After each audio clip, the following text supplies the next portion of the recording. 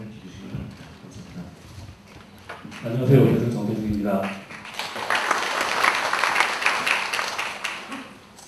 배신하지 않는 소프트를 보여드려야 될 것 같아요.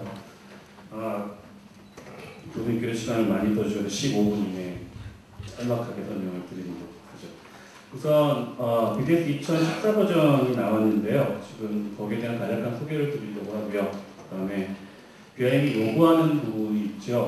그 부분들을 예전에 아마 그렇게 설명을 제가 드렸던 것 같아요. 지금 종합 선물 세트 같은 느낌이죠. 소프트웨어가 많아서. 근데 현재 우리가 이야기하는 것하고 그 다음에 정부나 실제 현황에서 요구하는 부분들이 사실 소프트웨어, 어떤 소프트웨어를 사용해야 되고 어떻게 녹아져 있어야 되는지에 대해서 설명을 잠깐 간단하게 드리도록 할게요.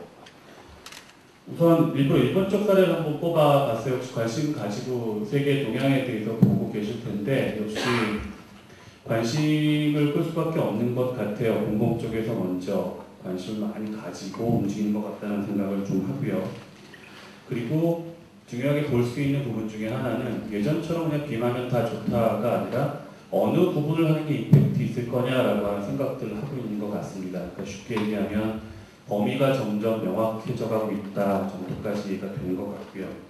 그 중에 첫 번째 부분이거든요. 가시화에 대한 부분인데 그 부분 내용 지금 방금 보시는 것처럼 모델 가지고 협의한다라고 하는 측면이 들어서 굉장히 단순하게 우리는 이야기를 하고 있지만 관공서에서 발표한 자료상에서 어떻게 쓸 거냐라고 하는 부분도 굉장히 중요한 이슈거리라고 하는 거죠. 결국엔 얘기하는 게 지금 앞에서 이광 교수님께서 말씀하셨지만 어떻게 협업할 거냐, 어떻게 협력할 거냐가 가장 큰 주제 중에 하나라는 거죠. 우리 입장, 오토데스크 입장에서는 그런 거죠. 결국에는 만들어내야 되잖아요. 협업을 해야 된다라고 하면 정보가 만들어져야 되고 어떻게 만들어져야 되느냐에 대한 고민을 할 수밖에 없죠. 쉽게 지금 이게 뭐 나중에 GS에서 발표하실 때 하실지는 잘 모르겠지만 뭐 간단하게 보면 이런 거죠. 우리가 지금 BIM이라고 하는 이야기를 할 때 하나의 업체를 통해서 진행되는 게 대부분 아니죠. 여러 소프트웨어들이 같이 작업을 할 거고요. 그 어딘가에서는 정보가 생성되어야 될 것이고 그 다음에 그 정보는 어딘가에서 모여야 될 거고 모여서 관리가 돼야 될 거다라고 생각을 할 수가 있겠죠. 어떻게 만들 거냐가 우리 입장이죠. 그래서 보면 작년에도 잠깐 발표를 한 내용에 포함이 되어 있긴 했었지만요. 지금 랩빗 환경입니다. 지금 아키텍처, MEP 스트럭처가 한꺼번에 합쳐져 있는 소프트웨어고요. 결국에는 뭐 MEP 하시는, 설계하시는 분들, 구조하시는 분들 만든 데이터 서로 열어볼 수 있고 서로 작업을 할 때 하나의 환경 내에서 작업을 할 수 있다라고 하는 환경에 대한 어떻게 작업할 거냐에 대한 부분이고요. 두 번째는 저희 제품만 가지고 지금 다 진행을 하고 계시진 않죠. 다른 소프트웨어들 많이 사용하니 그 소프트웨어를 어떻게 모아서 관리할 거냐라고 하는 부분도 굉장히 큰 이슈일 겁니다. 소프트웨어의 양도 굉장히 커져 있을 거고요. 정보의 양도 어떻게 관리할 거냐에 대한 부분이고요. 결국엔 레빗석스라는 소프트웨어를 통해서 한 23가지 정도 도면을 받아들이거든요. 결국엔 이런 내용을 가지고 현장뿐만 아니라 다양한 활용 방위가 만들어질 거다라고 하는 생각을 좀 해볼 필요가 있고요. 아마 가장 큰 이슈인 것 같아요. 요즘 BIM 얘기 나오면서 가장 많이 얘기 나오는 게 물론 이것만의 사례는 아니지만 지금 만들어낸 정보가 필요 없다라고 이야기하는 곳이 대부분들은 정확한 정보를 만들지 않는 곳들인 것 같습니다. 결국엔 실패하는 거죠. 실패하는 이유 중에 하나는 정확한 정보를 받아들이지 못하기 때문이다. 만들지 못하기 때문이다. 결국엔 품질에 문제가 있다라고 하는 부분인데 해야 되는 내용은 뭐 잘 보시는 이런 내용들이고요. 실제 현실적으로 쓰였던 내용은 뭐 이런 내용일 겁니다. 간섭 체크에 대한 부분들 반드시 해야 되겠다라고 하면 아까 네비석스라는 소프트웨어에서도 간섭 체크라는 부분이 가능하고요. 사실 현장에서도 활용하기 되게 쉽지 않을 겁니다. 네비석스 환경 자체를 보시는 내용은 다시 한번 아마 클라우드에 관련된 소개를 드릴 것 같은데요. 지금 BIM 360 글루라는 소프트웨어입니다. 실질적으로 클라우드 베이스의 웹 서비스이고요. RFI 작업과 3D 모델을 가지고 하는 협업 환경을 만들어주는 소프트웨어입니다. 정보를 어떻게 올리느냐의 문제가 아니라 정보가 만들어져 있다라고 하면 어떻게 쓸 거냐에 대한 측면이 현재로서는 가장 중요한 측면일 거고요. 그럴 때 사용할 수 있는 부분 중 굉장히 중요하게 우리가 이야기할 수 있는 부분들이 아마 이런 부분이 될 거라고 봅니다. 뭐 용도는 다양할 것 같아요. 지금 아이패드 화면 제가 찍어 놓은 건데요. 현장에서 빅데이터 어떻게 쓸 거냐 계속 이야기하지만 지금 현재 우리나라 입장에서 보면 건축 쪽이 아니라 설계 쪽에서 BI 사용하시는 분 많죠. 그리고 정보를 활용하는 측면상에서는 건설사가 맞을 것 같은데 건설사에서는 사실은 솔직히 느끼는 바에 의하면 어떻게 정보 쓰는지에 대해서 조금 애매한 측면들이 있는데 지금 보시는 것처럼 뭐 정보를 현장에 가지고 와서 본다든지 또는 뭐 거리를 측정한다든지 하는 작업들도 사실은 2D로 만들어진 도면 또는 아까도 보셨지만 키오스크요? 키오스크 같은 거에서 보더라도 또 현장 가서 잊어먹고 그러느니 직접 들고 가서 한번 보자라고 하는 아주 가벼운 이유로도 쓸모가 있을 거다라고 생각을 하는 거죠. 활용도에 대한 이야기고요.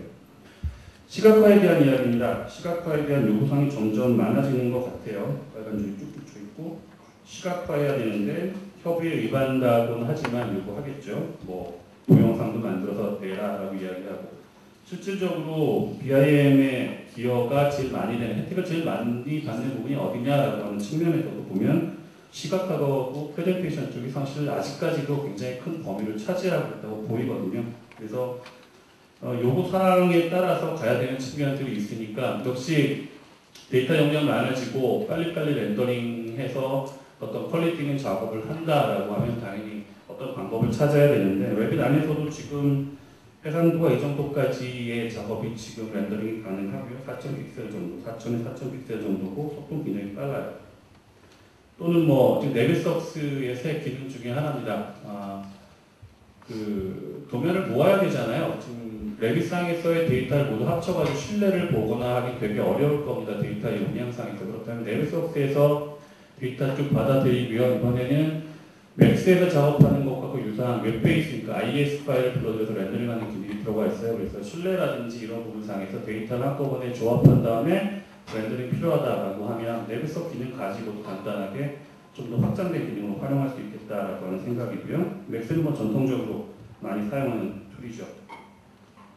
한 가지가 좀 더 강조를 하고 싶은 부분이 인벤터라고 하는 소프트웨어가 우리 빌딩 쪽에 들어있어서 굉장히 좀 애매한 측면들이 있었거든요. 근데 좀 다르게 좀 볼 수 있는 측면들이 있는 것 같습니다. 뭐냐면 인벤터 쪽에서는 싫어하겠지만 인벤터의 장점 중에 하나는 시중에 나와 있는 대다수의 소프트웨어를 다 받아들인다라고 하는 장점이 있습니다. 받아들이는 것까지는 뭐 별거 없잖아요. 근데 그게 아니고 이번 버전부터 받아들인 정보들을 심플리파이해서 바로 레빗에 패밀리 파일로 내보내는 기능이 들어왔습니다. 그래서 한꺼번에 갑자기 자동으로 되는 건 아니고요. 레빗에서 받아들일 수 있는 형식으로 일부 조정은 되지만 안에 정확하게 인풋 정보, 아웃풋 정보를 집어넣어서 파라미터 다 집어넣은 상태로 데이터를 넘길 수 있도록 기능이 향상되어져 있습니다. 그러니까 쉽게 이야기해서 레빗 자체 내에서 불러들이는 것에 약간 한계가 좀 있으셨을 거예요. 그 받아들이는 형식이나 이런 부분상에서 그런 부분들을 좀 돌아가는 방법이긴 하지만 포함된 인벤터로 어느 정도 해결이 되지 않을까. 새로 들어온 소프트웨어도요. 아마 지금 꽤 큰 이슈인 것 같습니다. 녹색 리모델링이 중요한 게 아니라 리모델링이죠. 근데 이야기를 들어보니까 도면도 없다는 곳도 많고요. 있어 봐도 그냥 뭐 사진 이하 수준 정도밖에 없는 모양이에요. 근데 재개발에 대한 이야기나 리모델링에 대한 이야기 되게 많거든요. 그럼 그거 어떻게 처리할 거냐라고 하는데 아까 이강 교수님께서 잠깐 보여주셨어요. 두 가지 소프트웨어를 사용하는 방법을 제안을 할 수 있을 것 같습니다. 우선 만들어진 거 가지고 하는 거니까 첫 번째는 포토 쪽이고요. 사진을 가지고서 형상을 만들어내는 것. 두 번째는 웨이저 스캐닝을 해서 형상을 만들어내는 것. 두 가지일 겁니다. 둘 다 웹 파일로 전환한다든지 아니면 포인트 클라우드 사용해서 작업하는 거고요. 이렇게 포토라는 소프트웨어고요. 지금 이거는 아마 360 계정을 갖고 있으면 직접 해보실 수 있을 것 같은데 사진을 쭉 찍어서 올리면 클라우드 상에서 따다닥 배치해서 메쉬 형태로 만들어주는 그런 기능입니다. 스튜디오고요. 레이저 스캐닝 부분인데 아마도 뭐 현장뿐만 아니라 실제 뭐 아마 리모델링 찍이 훨씬 더 강력하게 쓰일 수 있을 부분이 아닌가 싶어요. 먼저 찍고 확인하는 부분뿐만 아니라 현재 도면이 없는 쪽에서도 실제 정보를 만들어낼 수 있는 그런 측면이라고 보이고요. 그 정보들은 다 모아서 레빗으로 불러들여서 실질적으로 사용할 수 있는 정보 형식으로 바꾸는 작업, 자동 아닙니다. 정보 재활용 필요성 중에 두 번째는 좀 일본 사례이긴 한데요. 아마 TIF 파일을 된 그림 형식으로 저장되어 있는 걸 PDF로 바꾸는 것들이 아마 진행이 좀 됐었던 모양이에요. 근데 결국에는 필요한 내용은 그건 아닌 것 같아요. 만들어져야 되는 내용 자체는 쓸모있는 정보로 뭔가 형상이 만들어져야 될 것 같다라고 하는 부분이어서 예전에 별도로 판매됐었던 소프트웨어인데 지금 레스터 디자인이라는 플러그인 방식으로 들어와서요. 이미지에 해당되는 부분뿐만 아니라 쉽게 해서 벡터라이징 소프트웨어입니다. 역시 아주 자동은 아니지만 연습까지 집어넣으면 상당히 많은 부분을 자동화시켜서 벡터라이징 할 수 있는 소프트웨어거든요. 이런 부분들을 활용하면 현재 없었던 도면 또는 가지고 있는 청사진이나 이런 부분들을 활용해서 실제 도면화 시키거나 하는 작업에 밑바탕으로 사용할 수 있는 소프트웨어다 생각하시면 될 것 같습니다.